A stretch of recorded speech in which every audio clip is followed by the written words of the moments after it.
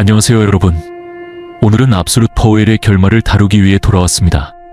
이 이야기는 우리가 이미 다룬 DC All-in-One 원샷 이전에 발생하며 그 이야기와 직접적으로 연결됩니다.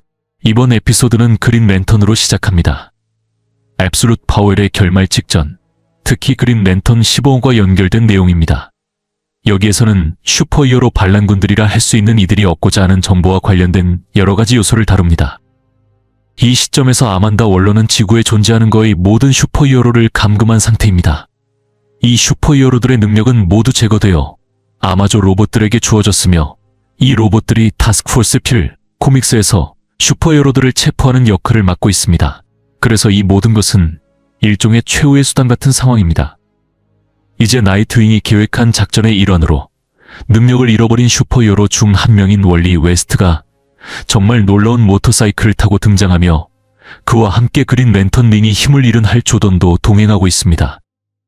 그들은 결국 배트맨의 섬 중 하나에 도착하게 되며 이곳에서 할 조던은 배트울프, 밧볼프라는 장치를 소개합니다. 이 배트울프는 정말 멋지게 생겼습니다. 개인적으로 이 장치가 DC 코믹스에서 더 자주 등장했으면 좋겠다고 생각합니다. 조던의 설명에 따르면 지금까지 배트울프를 볼 수 없었던 이유는 이것이 프로토타입으로 만들어졌는데 실제로는 일정 속도 이상으로 달성하면 폭발해버리기 때문이라고 합니다. 결국 배트맨은 이 장치를 퇴역시키고 섬을 방치했다고 합니다. 그러나 현재 그들이 처한 상황에서는 아만다 월러가 모르고 있거나 중요하지 않다고 판단해 놓친 몇 안 되는 배트맨 기술 중 하나이기 때문에 이를 활용하려고 합니다. 그래서 그린 랜턴, 정확히는 할 조던이 이 장치를 챙기고 월리 웨스트가 뒤를 따라갑니다. 이후 이야기는 코스트시티로 전환되며 처음에는 도브 더버의 시점에서 시작됩니다. 이야기에서 도브 더프투리는 중요한 히어로로 그려지지 않으며 솔직히 말하자면 DC 코믹스 전체에서도 그녀의 비중은 크지 않습니다. 도브의 팬 3명이나 4명 정도가 있다면 이 말에 반대할지도 모르겠지만 그 팬이 몇 명 안 되는 이유도 분명히 있습니다. 이번 장면에서 도브는, 그리고 사실 우리 독자들도 그녀가 무슨 일이 벌어지고 있는지 전혀 파악하지 못한 소수 중 한 명이라는 사실을 깨닫습니다. 이는 그녀가 얼마나 상황이 어두운지를 보여줍니다. 전 세계 슈퍼히어로들이 아만다 월러에게 붙잡혀 있는데 도브는 다들 어디 갔지? 이상하네. 슈퍼히어로들은 어디 있지? 라고 말하죠. 도브 TV라도 켜보는 게 어떨까요? 그러던 중 캐롤 페리스가 등장합니다. 여기서 혹시 제가 캐롤 댄버스라고 잘못 말했을 수도 있는데 정확히는 캐롤 페리스입니다. 랜턴 신화에 익숙한 분들에게 캐롤 페리스는 스타 사파이어로 잘 알려져 있습니다. 이 부분을 깊게 들어갈 필요는 없지만 스타 사파이어는 여러 랜턴 군단 중 하나입니다. 단순히 그린 랜턴만 있는 것이 아니라 인디고 부족, 블루 랜턴, 시네스트로 군단, 그리고 분노의 레드 랜턴 같은 다양한 군단이 있습니다. 레드 랜턴은 특히 멋있죠. 한편 스타 사파이어는 사랑의 랜턴 군단입니다. 캐롤이 스타 사파이어 반지를 사용해 등장하며 가능한 도움을 주려 하지만 결국 도브를 데리고 떠버려서 캐롤 페리스는 그녀에게 내 친구들에게 데려가 줄게 라고 말합니다. 그들은 현재 모든 다른 슈퍼히어로들이 숨어있는 타워 오브 페이트의 은신에 있습니다.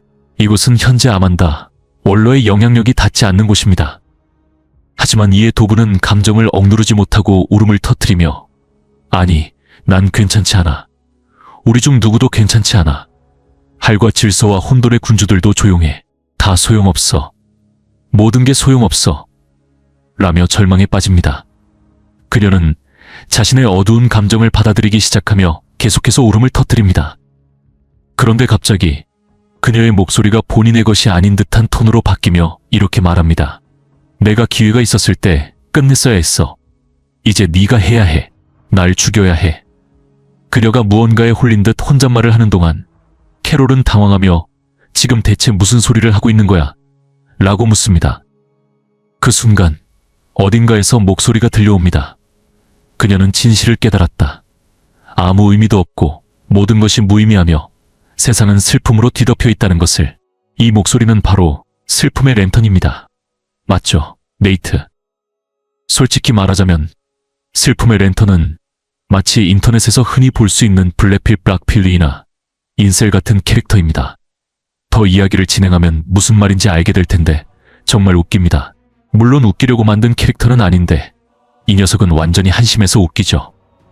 한편 할 조던은 배트울프를 타고 조종법을 익히려 애씁니다. 장면이 워싱턴 DC로 전환되며 그는 배트울프를 다루며 조종하거나 도킹 방법을 알아내려고 하는데 결국 주요 무기를 발사하지도 못합니다. 그래서 그냥 배트모바일 방출을 활성화해라 라고 외칩니다. 그렇게 배트모바일이 발사되면서 홀 오브 저스티스 정면으로 날아가 충돌합니다. 정말 멋진 장면으로 이런 연출을 정말 좋아합니다. 그 후 건물 내부가 거의 전부 로봇들로 제어되고 있다는 사실이 드러납니다.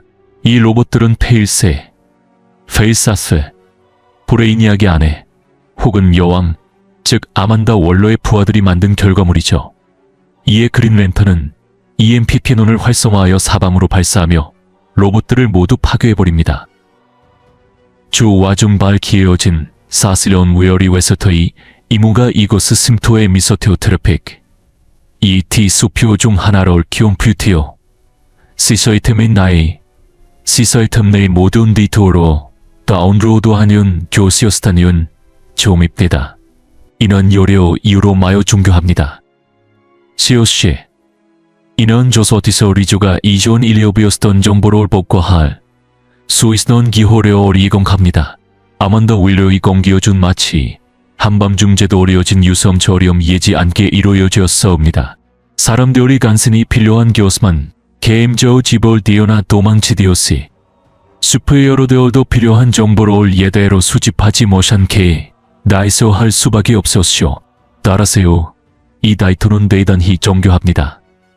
둘째, 이 계획은 탈출로가 곧 진입로가 된다는 상황을 만듭니다. 즉, 아만다 월러가 그들의 정보를 접근할 수 있다면 그 반대로도 가능하다는 뜻입니다. 이를 통해 월러의 정보에 접근할 수 있는 기술적 백도어를 만들게 됩니다. 물론 이 계획이 성공할지는 앞으로의 코믹스 전개를 통해 알 수 있겠지만 세계에서 가장 똑똑한 사람 중 한 명인 미스터 테리픽이라면 가능할 것입니다. 문제는 이 임무 도중 메이저 포스가 등장한다는 점입니다. 여기서 잠깐 메이저 포스를 잘 모르는 분들을 위해 설명하겠습니다. 개인적으로 이 캐릭터를 정말 좋아합니다. 하지만 완전히 잘못된 이유로요. 메이저 포스는 정말 대단한 캐릭터입니다. 이야기를 잠시 벗어나자면 메이저 포스가 DC 코믹스에서 유명해진 이유는 1990년대 카일 레이너가 그린 랜턴이었을 때 그의 여자친구가 실종된 사건 때문입니다. 카일이 결국 자신의 아파트로 돌아갔을 때 여자친구가 살해된 뒤 냉장고 안에 유기된 것을 발견하게 됩니다. 이 끔찍한 일을 저지른 사람이 바로 메이저 포스였습니다. 충격적이죠. 그는 완전히 미친 캐릭터였습니다. 메이저 포스는 진정한 사이코패스이며 캡틴 아톰과 매우 비슷합니다. 사실 두 캐릭터는 같은 동전의 양면과도 같은 존재입니다. 메이저 포스는 무한한 에너지를 조작할 수 있는 능력을 가지고 있습니다. 이게 무슨 뜻이냐면 할 조던과 월리 웨스트는 당장 도망쳐야 한다는 겁니다. 그렇지 않으면 죽을 겁니다. 다른 선택지는 없습니다. 그 다음 장면은 감모라라는 섬 국가로 전환됩니다. 감모라는 아만다 월러가 모든 죄수를 수감하고 있는 슈퍼맥스 교도소입니다. 이곳에 알란 스콧, 즉 그린 랜턴이 수감되어 있습니다. 사실 알란 스콧은 이 이야기에서 크게 부각된 캐릭터는 아닙니다. 실제로 그는 코믹스 초반부에 꽤 일찍 붙잡혔죠. 하지만 알란 스콧의 중요성은 그가 저스티스 소사이어티 오브 아메리카의 멤버였다는 데 있습니다. 그는 여전히 이 단체의 일원이기도 합니다. 저스티스 소사이어티는 본질적으로 저스티스 리그가 결성되기 전에 존재했던 조직으로 저스티스 리그의 멤버들에게 영감을 주어 슈퍼히어로의 길을 걷게 만든 이들입니다. 그래서 알란 스콧은 말하자면 현자의 지혜를 지닌 인물이라 할 수 있습니다. 감옥 안에서 알란 스콧을 감시하는 역할은 아마존 로봇 중 하나인 제이드 스톤이 맡고 있었습니다. 하지만 알란 스콧은 언제나 현명한 노연자의 면모를 보여줍니다. 그는 마치 아바타, 아앙의 전설의 아이로 삼촌 같은 존재로 제이드 스톤과 대화를 나누며 이렇게 말합니다. 너 자신을 들여다보고 진짜 질문을 하기 시작해야 할 때다. 그리고는 이렇게 질문을 던지죠. 여기서 진짜 악당은 누구인가? 사람들을 돕고자 하는 슈퍼히어로들인가? 아니면 우리를 가두려고 하는 아만다 월러인가? 알란 스콧이 제이드 스톤에게 한 질문은 농담이 아니었습니다. 그는 정말로 아마존 로봇이 이 문제를 이해하기를 바랐습니다.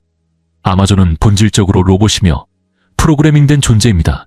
그러나 이 이야기의 전개 과정에서 밝혀진 것 중 하나는 아마존 로봇들이 슈퍼히어로들의 능력을 흡수하면서 그들의 도덕성까지 흡수하기 시작했다는 점입니다. 이것이 기존 프로그래밍과 충돌을 일으키기 시작했죠. 결과적으로 이는 DC가 새로운 캐릭터를 소개하는 방식 중 하나입니다.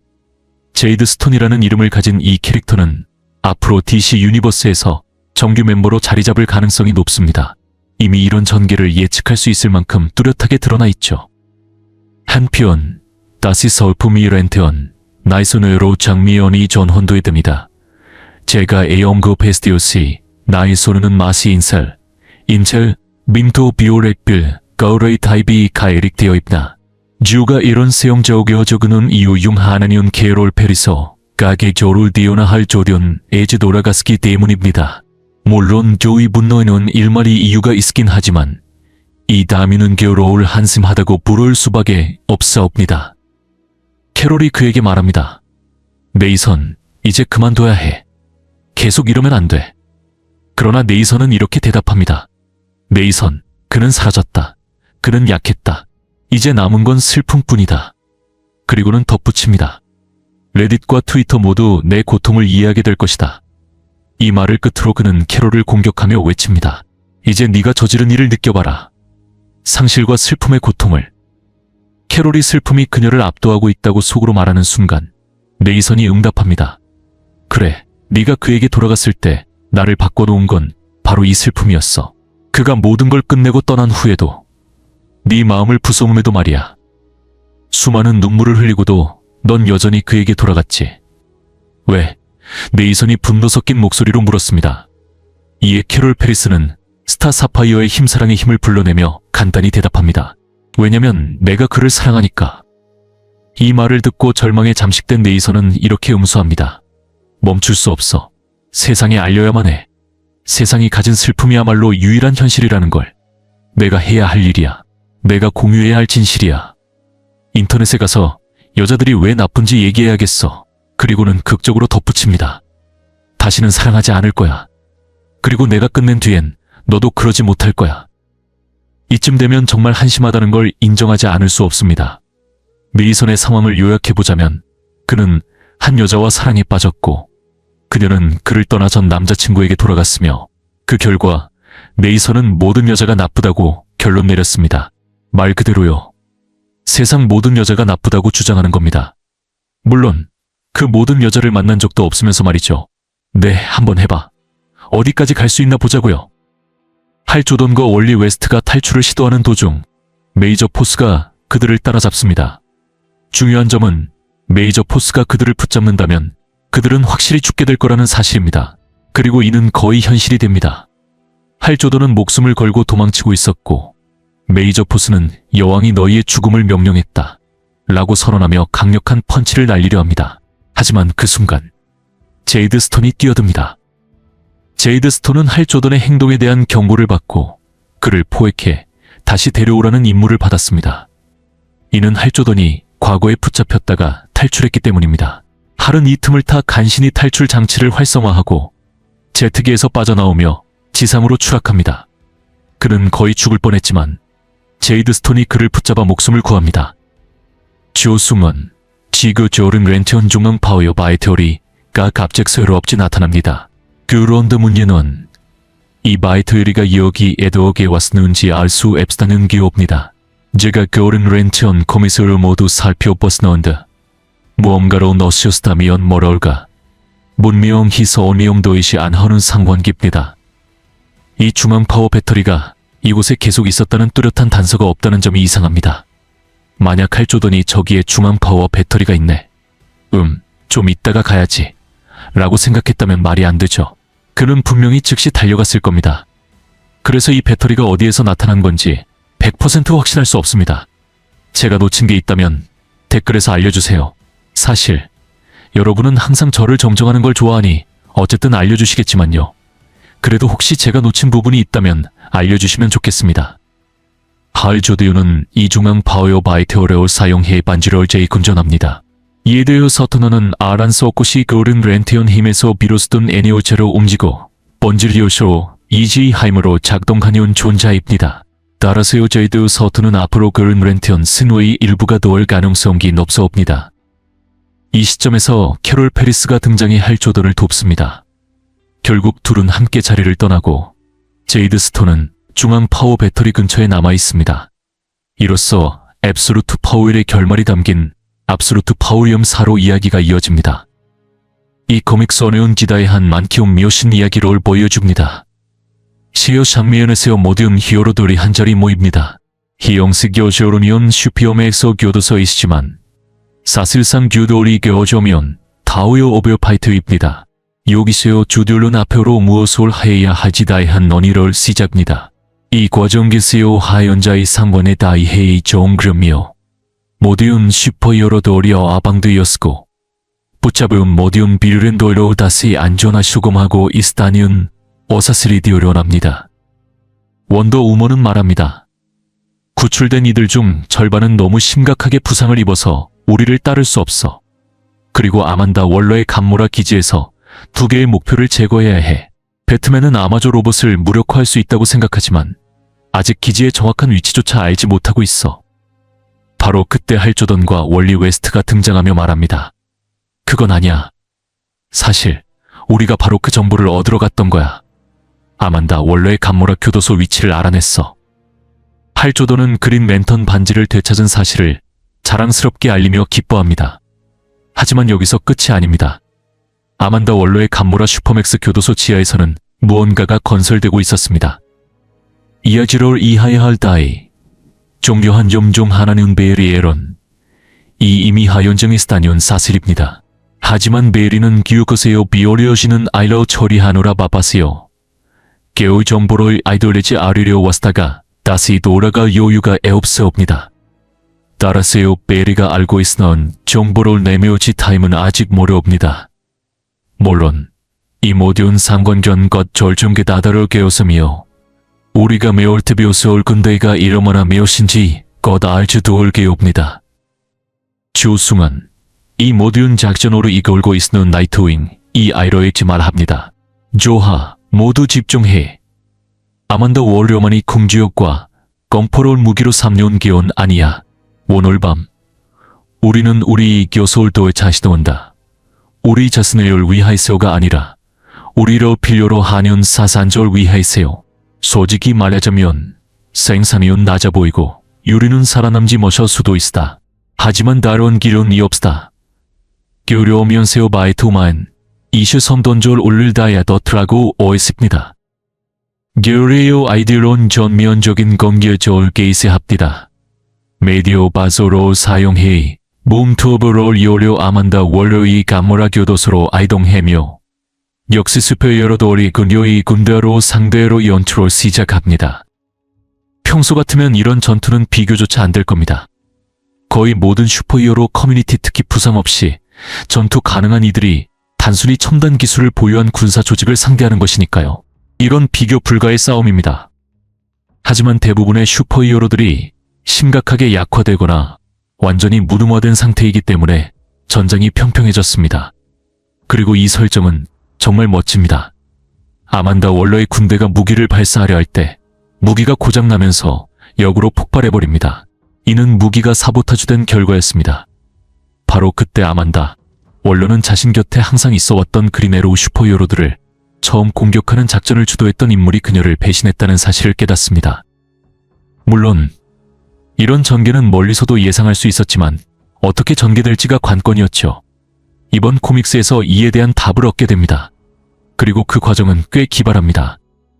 장면은 다시 아만다 월러의 슈퍼맥스 교도소 지하층 멀티버설 게이트로 전환됩니다. 이 게이트는 그녀의 최후의 대비책이었습니다. 그녀는 자신의 군대를 사용해 슈퍼히어로들을 전멸시키려 했지만 만약 실패할 경우 멀티버스에서 온 군대를 지구로 풀어놓으려는 계획이었죠. 사실 이 계획은 아만다 월러가 지나치게 욕심을 부린 사례 중 하나입니다. 이는 그녀가 또 다른 행성에 마더 박스를 숨겨두었을 때와 비슷한 실수입니다. 그녀는 다크사이드가 이를 감지할 것이라는 점을 간과했지만 다크사이드는 결국 그것을 발견했습니다. 다행히도 배트맨과 캐몬이 제때 탈출하며 다크사이드가 DC 유니버스를 침공하는 것을 막았습니다. 지금 여러분이 알아야 할 것은 바로 이 점입니다. 만약 배트맨 타인에서 배트맨과 캣투먼이 실패하고 다크사이드가 그들을 죽여 DC 유니버스의 본 세계, 즉 지구에 도달했다면 모든 것이 끝장났을 겁니다. 모두가 죽었을 것이고 상황은 완전히 혼란에 빠졌겠죠. 하지만 여기서 멋진 점은 여러 가지 놀라운 플래시 버전들을 볼 수 있다는 겁니다. 그중 하나는 정말로 대단한 버전인데요. 먼저 등장하는 캐릭터는 어스의 실신의 바로니스입니다. 그 다음은 어스 13의 썬더졸트, 그리고 마지막으로 어스 3의 존이 퀵이 있습니다. 어스 13은 비교적 간단히 설명할 수 있습니다. 기억하실 분도 있고 아닐 분도 있겠지만 어스 13은 기본적으로 악마와 괴물이 세상을 지배하는 현실입니다. 마법 중심의 유니버스라고 볼 수 있죠. 이 세계에서는 에트리건이 일종의 슈퍼맨 역할을 맡고 있었습니다. 그래서 썬더졸트는 플래시의 능력을 가진 뒤틀린 베인 같은 모습으로 그려진 겁니다. 어스에는 블리츠크리그, 브리스크리시라는 이름의 플래시 버전이 등장합니다. 이 세계는 독일이 2차 세계대전에서 승리한 설정을 기반으로 한 유니버스입니다. 그리고 어스 3에서 온 존이 퀵도 등장하죠. 어스 3은 크라임 신디케이트가 지배하는 세계로 DC 코믹스를 아는 이들에게는 익숙한 설정입니다. 하지만 모르는 분들을 위해 설명하자면 어스 3은 메인 DC 유니버스의 반대 세계입니다. 즉, 모든 히어로들이 악당이고 모든 악당들이 선인인 세계입니다. 이것이 어스 3의 자연스러운 상태입니다. 매우 흥미로운 설정이죠. 하지만 이야기의 흐름으로 돌아와 보겠습니다. 중요한 사건 중 하나는 이 캐릭터들이 다양한 방식으로 팀을 나누어 움직이기 시작한다는 점입니다. 이들은 본질적으로 주의를 분산시키는 역할을 할 뿐입니다. 이 덕분에 할 조던은 베리 앨런이 있는 방으로 침투할 수 있게 되고 나이트윙과 슈퍼보이, 존 켄트는 직접 아만다 월러에게 접근할 수 있습니다. 장면이 베리로 전환되면 그는 멀티버설 포털을 닫으려 고군분투하고 있는 모습을 보여줍니다. 이 포털을 통해 다양한 멀티버스의 캐릭터들이 지구로 들어오고 있죠. 그 멀티버설 캐릭터 중 하나는 어스3의 배트맨 버전인 아울맨처럼 보입니다. 아울맨은 정말 대단한 캐릭터입니다. 아울맨과 울트라맨은 DC 코믹스에서 많은 팬들에게 사랑받는 캐릭터들로 저도 그들을 정말 좋아합니다. DC가 어스3을 더 활용했으면 좋겠다고 생각하는데 어스3을 다룬 별도의 코믹스 라인이 있었다면 정말 멋졌을 겁니다. 이 이야기는 할 조던이 베리 앨런을 돕기 위해 등장하는 전개로 이어집니다. 문제는 할 조던이 자신의 그린 랜턴 반지를 사용해 멀티버설 벽을 닫기 위한 벽 구조물을 만들어내지만 그걸 영원히 유지할 수는 없다는 점입니다. 얼핏 작은 일처럼 보일 수 있지만 사실 이는 엄청난 사건입니다. 멀티버스의 일부분을 차단할 만큼의 의지력을 사용하는 것은 결코 간단한 일이 아닙니다. 이 벽 너머로 엄청난 양의 에너지가 쏟아져 들어오려 하고 있으니까요. 한편 나이트윙과 조너선, 존 켄트는 마침내 아만다 월러에게 도달합니다. 그런데 아만다는 극도로 분노해 있습니다. 그리고 여기서 정말 멋진 점은 제가 이 이야기를 통해 아만다 월러를 이전보다 더 좋아하게 됐다는 겁니다. 히어로들이 전형적인 방식으로 우리가 왔다 라는 느낌으로 등장하죠. 우리가 왔다. 아만다 월러. 이제 내 시대는 끝났다. 나이트윙과 조너선은 전형적인 슈퍼히어로 특유의 자신감으로 선언합니다. 하지만 아만다는 비웃으며 답합니다. 진짜로 내가 크립토니안의 등장을 예상하지 못했을 거라고 생각하는 거야. 이제 브레이니아 퀸이 그를 통제하지 못하는데도 말이야. 그녀는 조롱하듯 말하며 여기가 아마추어의 시간이라도 되는 줄 알아 라며 초록색 크립토나이트를 꺼냅니다. 이어서 그녀는 지금까지 메타휴먼들과 상대적으로 선을 지키며 놀아줬다. 이제 끝이다. 오늘 우리는 슈퍼히어로라는 시대를 끝내고 우리를 괴롭히는 문제에서 너희를 제거한다 라고 말합니다. 이것이 아만다 월러의 가장 냉혹한 모습입니다. 하지만 걱정하지 마세요. 아만다는 결국 그녀가 받을 만한 대가를 치르게 되고 그 장면은 정말 통쾌합니다. 장면이 전환되며 배트맨, 블루비틀, 테드 코드, 그리고 존 스타와 함께하는 모습이 그려집니다. 여기서 존 스타가 이야기의 중심에 서게 됩니다. 말 그대로 그의 이름이 스타니까요. 배트맨이 진짜 노리고 있었던 인물은 바로 존 스타였습니다. 그 이유는 그의 독특한 시간 여행 능력 때문입니다. 존 스타는 타임 커맨더로서 모래시계를 사용해 시간을 조작합니다. 이 모래시계를 통해 그는 시간 속을 앞뒤로 여행하며 다양한 일을 해낼 수 있습니다. 솔직히 처음에는 조슈아 윌리엄슨과 티미 타임 커맨더의 모래시계를 도입했을 때 단순히 좋아, 이제 시간을 거슬러 올라가서 모든 것을 되돌리겠지라고 생각했습니다. 만약 그렇게 진행되었다면 정말 실망스러운 결말이 되었을 겁니다. 하지만 이야기는 그렇게 단순하게 끝나지 않습니다. 전개는 놀라울 정도로 기발합니다. 이야기의 전개에서 가장 배트맨스러운 기발한 장치 중 하나는 배트맨이 타임 커맨더의 모래시계 일부가 모든 아마존 로봇에 포함되어 있다는 사실을 알아냈다는 점입니다. 우리는 이 모래시계가 시간을 거꾸로 돌려 사물을 되돌린다는 사실을 알게 됩니다. 배트맨은 모래시계의 일부를 각 아마존 로봇에 넣었고 그것이 바로 로봇들이 스스로를 복구할 수 있는 방법입니다. 공격을 받기 전의 상태로 자동으로 시간을 되돌리는 겁니다. 이는 정말 천재적인 발상입니다. 이 방식은 코믹스 스토리라인에서 시간을 활용하는 놀랍고 창의적인 방법입니다. 단순히 모든 것을 되돌려서 문제를 해결했다는 식의 성급한 결말이 아니라 세심하게 구상된 설정으로 스토리를 진행합니다. 이런 창의적인 전개 방식은 정말 멋집니다. 테드 코드가 이 모든 정보가 우리에게 어떻게 도움이 된다는 거죠? 라고 묻자 타임 커맨더 존스타는 이렇게 대답합니다.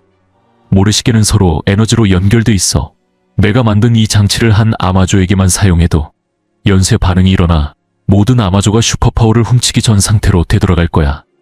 그리고 그 모든 에너지는 다시 슈퍼히어로들에게 돌아가겠지. 그리고 이 일이 실제로 일어납니다. 하지만 즉각적으로는 아닙니다. 배트맨은 이 장치를 들고 아마조 중 하나를 공격하려 하지만 아마조들의 압도적인 힘에 의해 제압당합니다. 이 장면은 마치 약화된 저스티스 리그가 과도하게 강화된 저스티스 리그와 싸우는 것과 같습니다. 배트맨과 그의 팀은 사실상 승산이 거의 없는 상황에 놓입니다. 한편 할 조던은 멀티버설 벽을 유지하려 애쓰고 있지만 점점 무너져가고 적들이 벽을 뚫고 들어오기 시작합니다. 이때 월리 웨스트, 제이 게릭, 맥스 머큐리, 그리고 임펄스 같은 플래시 패밀리의 멤버들이 달려와 자신들의 의지력을 할 조던의 힘에 더합니다. 이 장면은 DC 유니버스에서 정말 멋진 순간입니다. 이것은 과거 DC 코믹스의 오랜 역사를 떠올리게 합니다. 한동안 그린 랜턴 코믹스는 판매가 저조했기 때문에 DC는 캐릭터를 합쳐 그린 랜턴 스플래시 그린, 또 한때 그린 랜턴은 플래시 코믹스의 백업 스토리로 등장하기도 했죠. 이로 인해 할 조던과 플래시 사이에 많은 팀업 스토리가 생겨났고 이들은 DC 유니버스에서 깊은 우정을 쌓아갔습니다. 그린 랜턴이 플래시 패밀리에게 수많은 도움을 줬던 만큼 이번엔 플래시 패밀리가 그의 곁으로 달려와 도와줍니다. 이 장면은 놀라운 연출로 멀티버설 벽을 강화하며 그 힘을 보여줍니다. 장면은 다시 아만다 월러에게로 전환됩니다. 그녀는 이렇게 말합니다. 왜 이렇게 일을 어렵게 만든 거지? 원래 목표는 단순히 수감하는 거였어. 그런데 너희가 사태를 악화시켜 내 목표를 제거로 바꾸게 만들었지. 내가 원했던 건 불공정한 세상에 정의를 가져오는 것뿐이야. 내가 원했던 건 혼란을 끝내는 것이었다고. 그리고 이제 그것이 일어날 순간이 다가옵니다. 이 이념은 정말 흥미롭습니다. 스타워즈의 제다이와 시스처럼 말이죠. 이들은 모두 같은 목표를 추구합니다. 다만 접근 방식이 다를 뿐입니다. 둘 다 포스의 균형을 가져오고 은하계의 평화를 이루고자 합니다. 한쪽은 음험한 수단을 사용하고 다른 쪽은 사람들이 스스로 선을 택하길 바랄 뿐이죠. 결국 목표는 같지만 과정이 다를 뿐입니다. 아만다 월러 역시 이와 비슷한 길을 걸어왔습니다. 그녀의 방식이 음험했느냐고요? 물론입니다. 그러나 우리는 이런 질문을 던져야 합니다. 아만다 월러는 제3자, 어쩌면 이성적인 목소리로 개입했습니다. 그녀가 알고 있는 유일한 방법으로 문제를 해결하려 했죠. 하지만 결국 중요한 건 이런 모든 논쟁도 아무 의미가 없다는 겁니다. 멀티버설 벽이 무너지고 아마존 로봇들이 저스티스 리그를 압도적으로 파괴하는 와중에 한 목소리가 울립니다. 여기 있군. 미안 배츠, 내가 가져갈게. 히어로는 히어로답게 행동해야 하니까. 바로 그린 에로우 올리버 퀸입니다. 그는 장치를 집어 화살에 부착하고 아마존 로봇 중 하나에 발사합니다. 타임 커맨더가 말한 그대로 일이 벌어집니다. 모든 슈퍼히어로들의 힘이 다시 그들에게 돌아옵니다. 그리고 슈퍼맨은 근육을 자랑하며 환하게 웃습니다. 그 장면은 정말 멋집니다. 슈퍼히어로들이 마침내 원래의 모습으로 돌아오고 아마존 로봇들은 순식간에 처리됩니다. 장면은 아만다 원로로 전환되는데 그녀는 분노에 휩싸여 제정신을 잃어가고 있습니다.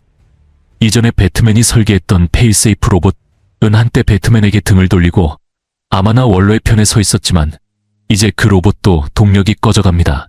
바로 그때 나이트윙이 등장해 말합니다. 페일세이프도 방전됐어, 아만다. 무슨 일이야? 내 꿈은 끝났어. 이제 대안도 남지 않았잖아. 그러나 아만다는 여전히 반항하며 응수합니다.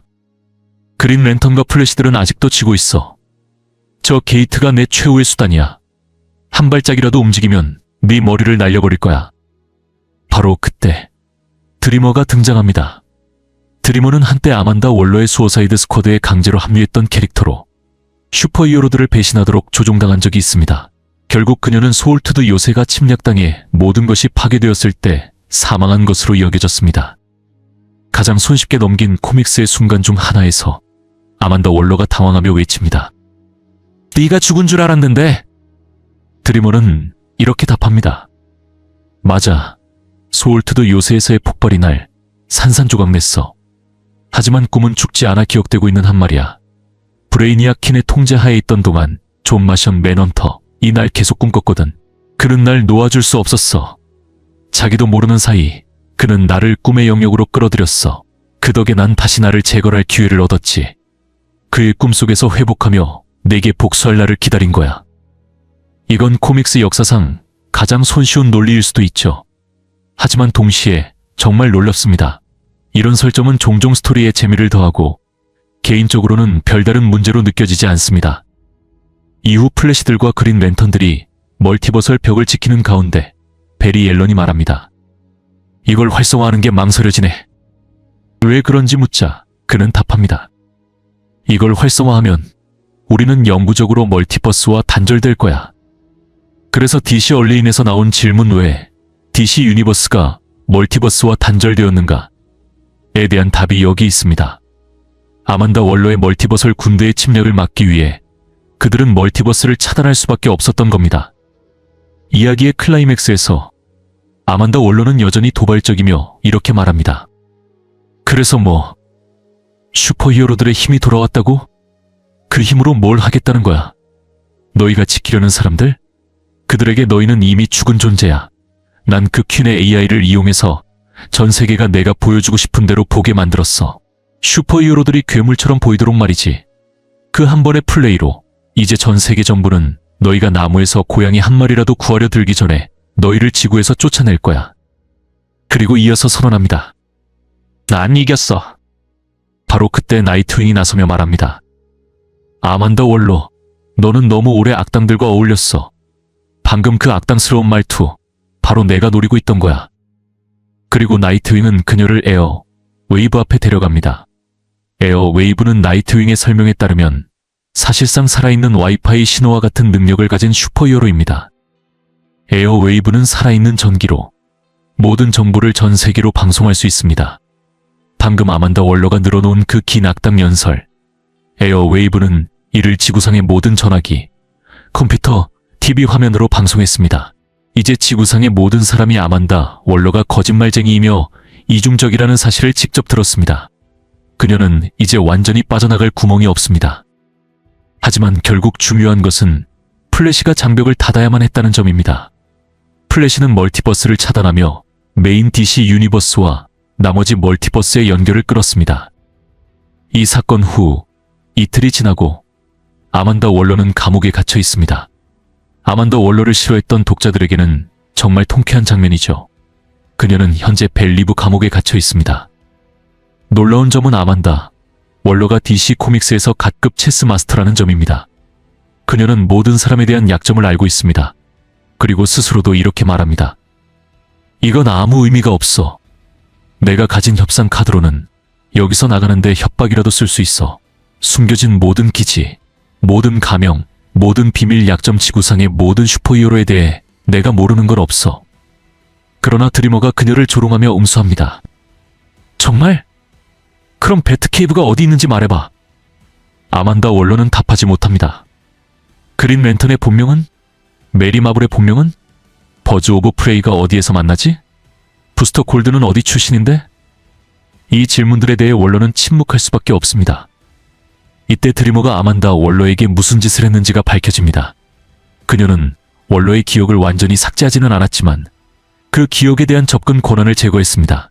이는 DC가 아만다 원로를 현재는 무대에서 잠시 물러나게 하면서 나중에 그녀가 기억에 대한 접근을 회복하거나 감옥에서 협박을 통해 탈출하며 원래의 모습으로 돌아오는 계기를 제공할 수 있는 설정입니다. 하지만 진짜 놀라운 반전은 드리머가 원로에게 한 마지막 도발입니다. 아만다 원로를 아는 독자라면 그녀가 수어사이드 스쿼드에 누군가를 끌어들일 때 그들의 머릿속에 폭탄을 심는다는 사실을 알고 있을 겁니다. 드리머는 아만다 원로의 머릿속에도 폭탄이 있을 가능성을 암시합니다. 아만다 원로는 진실을 알려달라고 요구하지만 드리머는 대답하지 않습니다. 그녀는 원로에게 자신의 머릿속에 폭탄이 있는지 없는지 확인하지 못한 채 불안 속에 남겨둡니다. 장면은 정말 강렬하며 원로를 불확실성과 두려움 속에 가둔 채 끝이 납니다. 이후 장면은 슈퍼맨, 원더우먼, 그리고 배트맨이 모이는 장면으로 전환됩니다. 그들은 원래의 저스티스 리그 본부에서 만납니다. 여기서 원래라는 것은 정말 초기의 본부를 의미합니다. DC 코믹스에서 브레이브 앤드 보드의 저스티스 리그가 처음 등장했을 때의 본부입니다. 이 고전적인 본부를 언급하며 DC가 이런 과거에 대한 오마주와 복고적 요소를 활용하는 방식이 정말 멋집니다. 여기서 몇 가지 새로운 사실이 밝혀집니다. 첫째, 심각한 부상을 입었던 슈퍼히어로들이 회복 중이라는 사실입니다. 그 중에는 애니멀맨도 포함되어 있습니다. 슈퍼맨이 그를 언급하며 애니멀맨 맞지? 라고 말합니다. 솔직히 애니멀맨? 누가 신경 써? 라는 반응이 떠오르죠. 하지만 진지하게 말하자면 슈퍼맨, 우리의 마음을 좀 알아줘요. 고포로 변신할 수 있는 남자에게 눈물을 흘리다니. 그날이 오긴 하겠네요. 하지만 레드 토네이도 같은 다른 캐릭터들도 포함되어 있습니다. 또 다른 흥미로운 점은 모든 슈퍼히어로들의 능력이 회복되었을 때 일부 능력이 바뀌었다는 겁니다. 예를 들어 플라스틱맨은 이제 자신을 비물질화할 수 있는 능력을 얻었습니다. 하지만 전통적으로 할 수 있었던 몸을 늘리는 능력은 잃었습니다. DC가 이런 설정을 어떻게 전개할지 정말 기대됩니다. 올리버 퀸이 이 자리에 이들을 불러 모은 이유 중 하나는 중요한 문제를 해결하기 위해서였습니다. 그는 이렇게 말합니다. 봐봐, 내가 너희를 화나게 했다는 건 알아. 원로와 함께 일하는 척하며 지하로 숨어들고 전부 속임수였던 건 말이야. 하지만 이해해줘. 우리는 완전히 준비가 안 되어 있었어. 우리가 예전처럼 지속적으로 소통했다면 이런 일은 절대 일어나지 않았을 거야.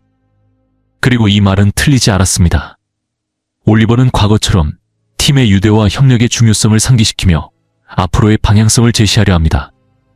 1980년대 크라이시스 on 인피니트 얼스 이후 저스티스 리그 오브 아메리카가 사라졌을 때 1998년 그랜트 모리슨 이 제일의 시리즈를 통해 다시 부활시켰습니다.